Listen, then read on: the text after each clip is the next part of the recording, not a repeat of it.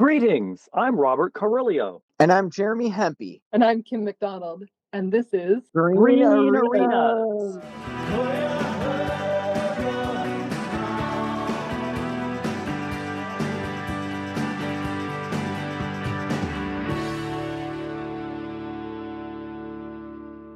Hello and welcome to Green Arenas. I'm your host, Kim McDonald. Today, we'll be discussing puppy mills and the misinformation surrounding this critical issue. Puppy mills are notorious for their abusive and negligent practices, prioritizing profit over animal welfare. This results in overcrowded, unsanitary conditions where many dogs suffer from serious health problems, behavioral issues, and often face premature death. Joining us today is Lisa Jackson from Puppy Mill Rescue, a national nonprofit organization dedicated to bringing hope and love to animals in crisis. Lisa and her team have been tirelessly working to transport puppy mill survivors from Ohio to partner rescues along the East Coast and all around the nation. They are also committed to educating the public about the realities of puppy mills and advocating for the eradication of these inhumane mass breeding facilities. The Puppy Mill Rescue Team strongly encourages pet adoption over purchasing pets online or from pet stores, as the majority of these animals are sourced from puppy mills. Our producer, Juan Collado Diaz, recently had the opportunity to interview Lisa and gain insights into the incredible work being done by the Puppy Mill Rescue Team. Let's take a moment to listen to that interview.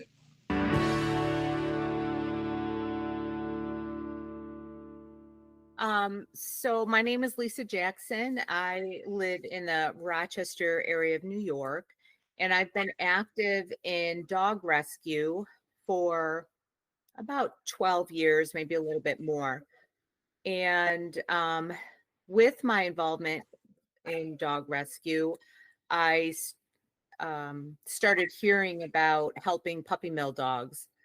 And I ended up collaborating with some other people that had that same interest, and some people that were actually working with puppy mill surrenders. And together, we eventually created this organization, Puppy Mill Rescue Team. So as far as just rescue itself, I just happened to be at a party one day when my kids were getting older, and I was talking to other parents with kids in high school, and somebody mentioned that they were fostering a dog, and I just never even knew that was a thing. And I thought, oh, how cool is that? It's a dog that I could just live with temporarily, and I have something, my kids are getting older, they don't need me to nurture them, but I can have something, like that in my life. So I started doing it. It was just, I just fell in love with it. But anyways, so for the puppy mills, yeah, I heard about, after I was doing that a couple of years, I heard about these people that were working with puppy mill survivors, and I kind of connected with them. And these people had contacts in Ohio. That's where my group focuses on, though there are areas in the Finger Lakes near us that we also do get surrenders from. But for as long as puppy mills have been operating, there are rescue groups in the area that have intervened to help take dogs. But there are so many in Ohio, and there are so many in some of these states that the local resources are not enough to support those dogs. So then you have to look for other areas that can take the overflow, and that's how we got involved. So Puppy Mill Rescue Team, we got our 501c3 in 2019, and we did that for the purpose of raising money to buy a van. For several years, we were operating. We would get word of dogs that were being surrendered, typically from veterinarians. The veterinarians previously were asked to euthanize dogs that were no longer useful to the breeders, whether they had birth defects, whether they're just getting older.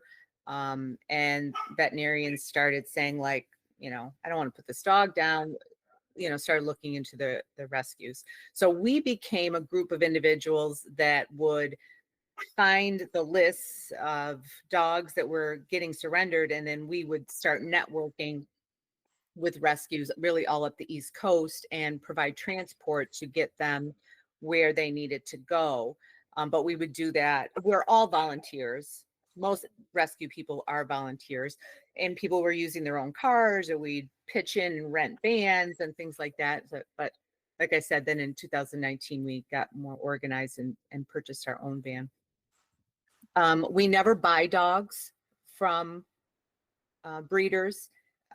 We will pay, if they're surrendered to veterinarians, we will pay the veterinarians to provide the vetting that they need when they're, stop there first before we get them. That is amazing work.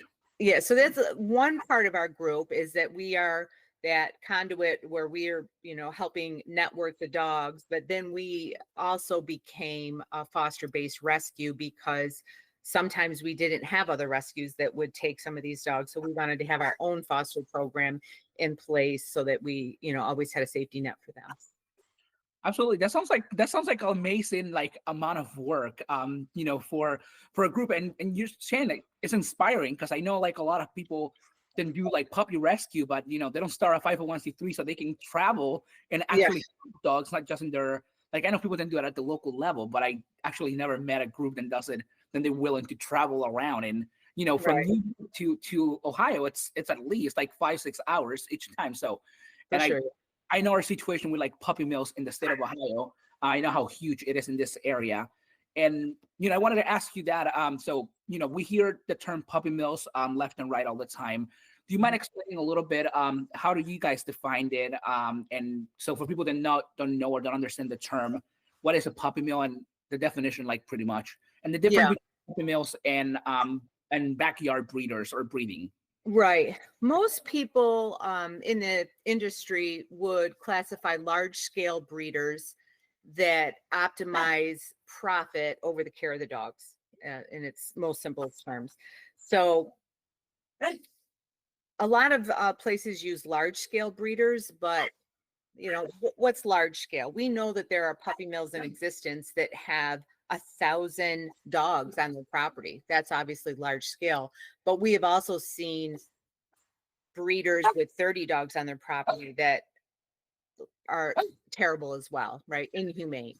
So if a breeder is trying to maximize profit, they are going to do things like skip on veterinary care or provide any at all. Things like vaccinations, preventatives, dewormer, basic things like that. They're going to skimp on food.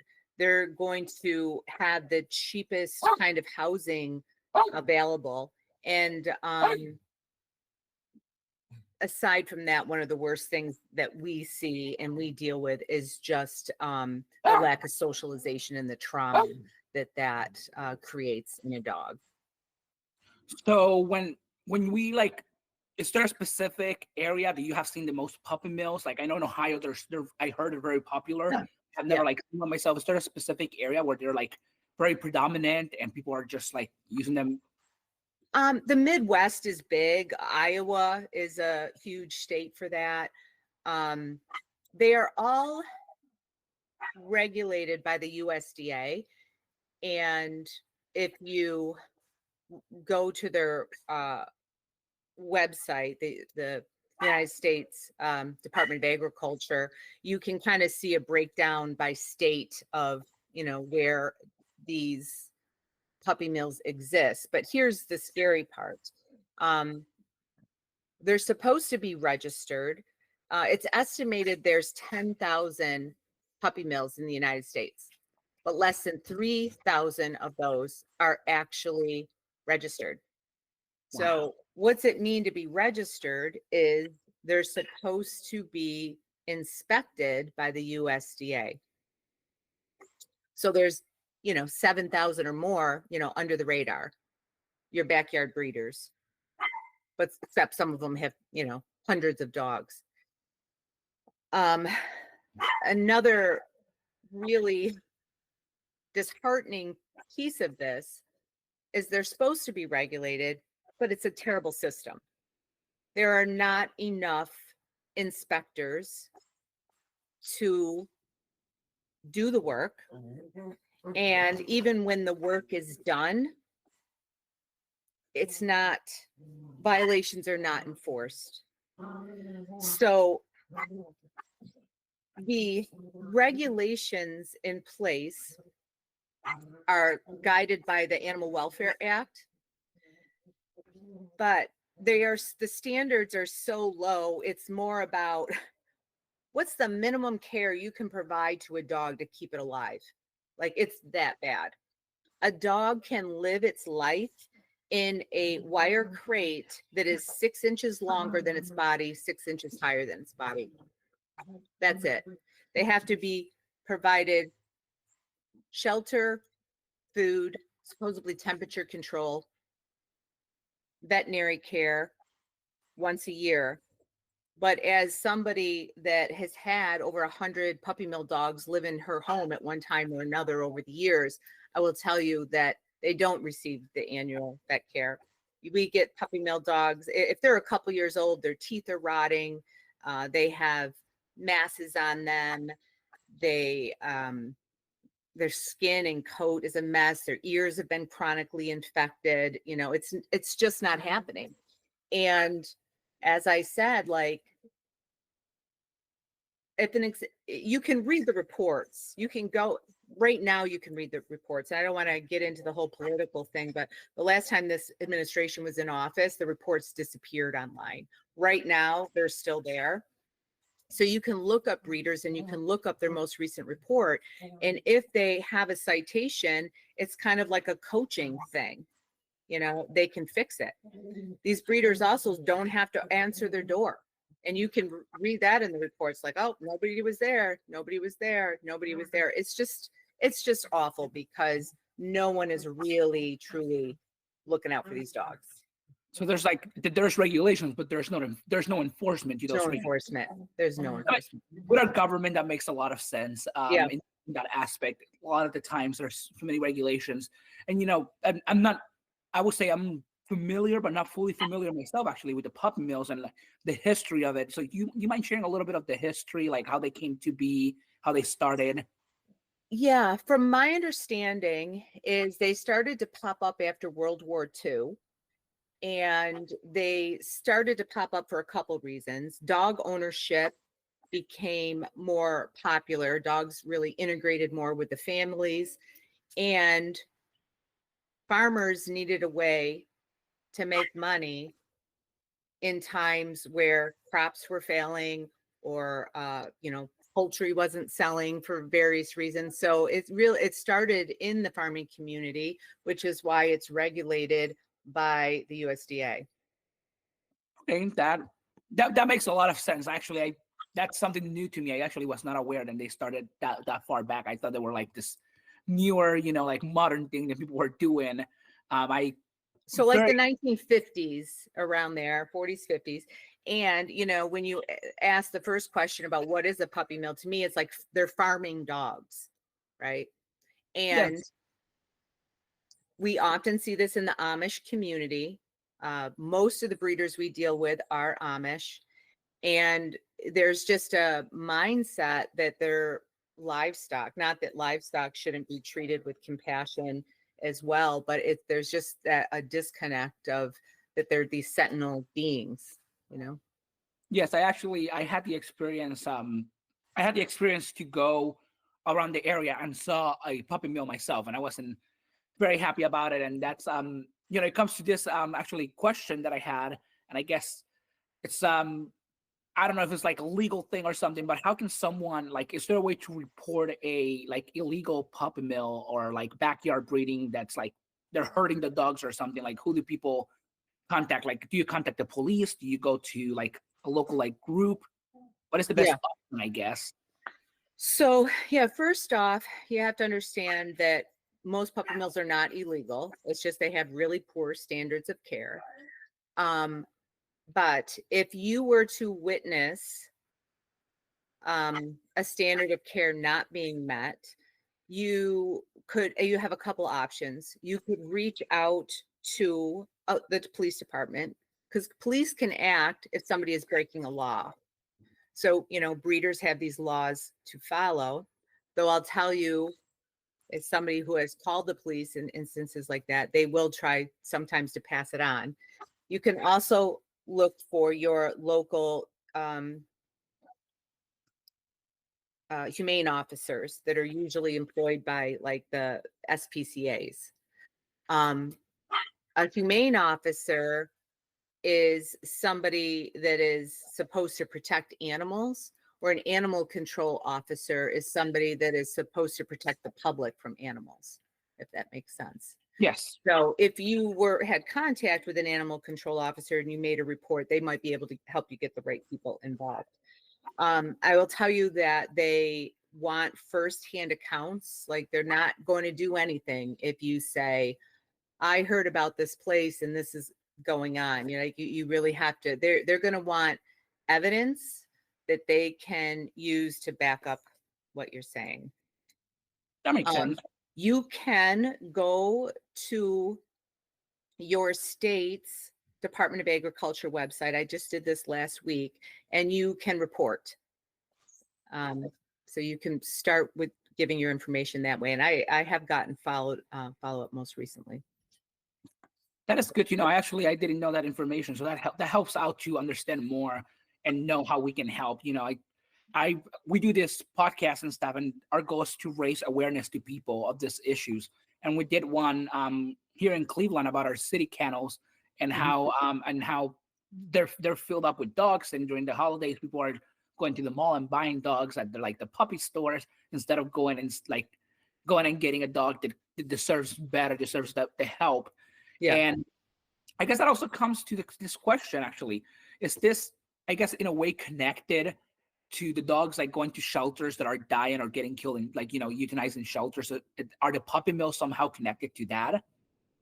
Well, there's puppy mill dogs that end up in shelters. You know, it's all tied into the overpopulation. We do not have enough homes for all the dogs that there are. So yeah, puppy mills are a problem.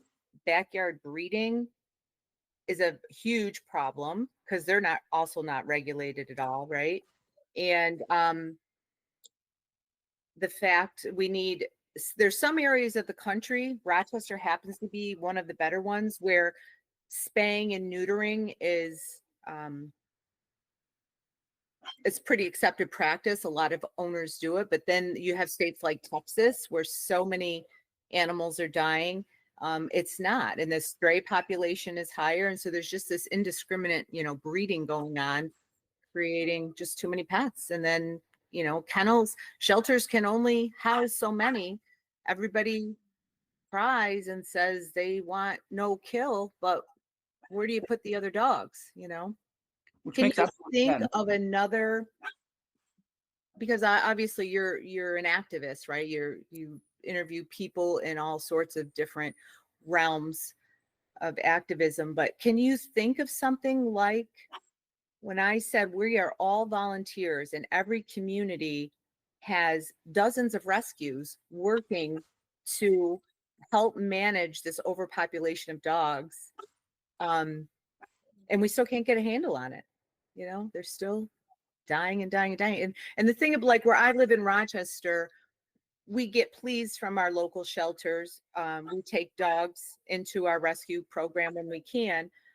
But we don't get pleas for like moms with newborn puppies, for example. But our rescue partners in Texas, it's just every day. It's just flooded. This whole family is going to get put down tomorrow if a rescue can't step up for them. Newborn puppies. Wow, that is sad to hear. At least here in Cleveland, we have a group that I interview. Actually, we interviewed not long ago. And the CLE pups or CLE pups, and her goal regularly is to support people if their dog is lost, find like the shelters, the local dog shelters to get those dogs to get adopted, and then she also helps them to make sure to keep people like on the know, like, hey, this dog has 24 hours. Can someone adopt it? And she's pretty good at that, and she has saved so many dogs by doing that. Yeah. And I came familiar with her and her work, and I was very happy. She gets funded by one of the local community development groups. Yeah. And she has an initiative that gets funded, so she gets more time to do this stuff and really puts a help with the local, shelters and stuff. And I was looking when I saw groups like this, because he helps getting the word out, and maybe other states can do something like that too, where they're more like they're putting more rescue and more people can get involved. I think that's the biggest thing about getting people involved into these groups, to make sure that we have the extra people, we have the extra hands, and fostering and even adopting these dogs. Like I know I have two.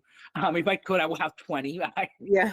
I don't think I have a big enough space for all 20, but I love my dogs, and it's like I love when people can have dogs, and it makes a life experience. They're just amazing pets to have. Their family, and having them. And it's sad to see how many shelters, even though we want to scream like no kill, as you said, it's so hard because there's not so many people that are not willing to do the work to prevent the killing. Yeah. And, I think our communities people will donate towards dogs when there's a need. We do, my rescue alone, we have almost 200 volunteers just in Rochester, and we're just one rescue group here. But it's the other stuff. It's fighting those backyard breeders that are just churning out, dog after dog after dog, and people that are not spaying and neutering, and just creating more of a problem. Another issue that our country is facing, though, is also a shortage of vets. There's just not as many people entering the field, and it's getting harder and harder to get appointments to spay and neuter your pets. That's one of the biggest one. I think I tried to get an appointment this past week for my dog, and I think she has just a basic ear infection. Yeah. And 2 of the local vets told me that it would take me about a month and a half to get in. Wow. We have to register her under another vet. I took all the work, but I mean that's all I have to do if I want to get her checked. So I have to put her into a new vet.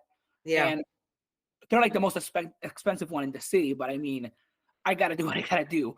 Yeah, but it's a problem for sure. Not the only one available either. So it's huge when you have things like that. So it definitely takes that time. I want to also to ask you this question. I think is one of the most important ones that we were talking volunteer wise and stuff. How can people and our listeners, people around join this fight against puppy mills, defend the dignity of animals, dogs, kittens, horses, which are also in this abusive establishments? How can we join? Your group does a lot of work with dogs. How can we join groups like yours to do that work? Yeah. Well, if you wanted to volunteer, everybody needs volunteers. Whether you are opening your home to be a foster parent, maybe you can be a transporter, help take animals to the vet, help run social media. I mean, there's all kinds of skills that are needed. And if you don't know where to start, if you went to petfinder.com and you were able to put in your zip code, you would find groups similar to mine in your area that you could reach out to and find one that fits well for you. You can share programs on social media. Supply and demand is always going to drive this. We can't support puppy mills. We can't get our animals from puppy mills. You got to adopt from a shelter. You got to go to a reputable breeder. And really something that is so important. And I feel like it's hard because there's no instant gratification to it, but you have to familiarize yourself towards animal legislation coming through, and you have to push your legislators to support it. Petitions will go around social media. That's a small thing. Petitions don't necessarily make a huge impact. Phone calls do. And there's tons of sites that you can go online and say, locate my representatives, and their information will pop up, and it's just easy to make that call or send an email and say, I believe in this and I need you to support me. They follow that stuff. They're supposed to work for their constituents. You got to let them know if it's important to you. There's one really important piece of legislation I've been following. It's not been getting a lot of traction, but I'm hoping this might be the year. It's called Goldie's Act. It's a federal piece of legislation, and it's intended to make the guidelines in the Animal Welfare Act stronger and push to have them more enforced. Yeah, that's absolutely that sounds like something that we'll definitely share that, because I didn't even know about that. I haven't even heard of it. So that's I'm glad that now I can go and look for that and be able to like share with people. I feel that sometimes this legislation get lost because people don't really look into it. Like it's not mainstream. No. Yeah. So I'm glad that, we're mentioning that, because now we can talk to people and share that with our listeners and everybody, like from my personal socials and everybody else's. I think that's huge for sure. Yeah. And then let me ask you, this will be the last question that I have for you. So when you do this work every day, what is the best part of doing this for you? Oh, wow. It's the animals. Like, I have had the opportunity to foster over 250 dogs and cats in my home. And that's just been an amazing experience. It's a family experience. It's everybody in my life has been touched by it. So that's a wonderful thing. But then there's also the people you meet along the way. And you earlier said, it's a lot of work, and it is. We're a business now, basically. You have to run it. We have people that schedule our vet appointments, and people that run our social media, and people that work with our donors, as well as the fosters and the transporters. And, we're all heavily involved, but it's nice to be working with a group of people that are so like-minded and just have those generous hearts and just want to do something as completely as a volunteer just to help. And I got to say this too. I'm sorry, I'm taking up too much time, but one of the reasons I got involved in this as well is I'm a teacher in my real life, right? And I would be very sad a lot of days because there's only so much I can do to help a student. They're with me during the day, and I know they go home to their families, and you can't always fix families, right? But when you get involved in animal rescue, the ones that come into your home, like, you can take that dog from like the most awful environment and completely change its life and find a wonderful home for it.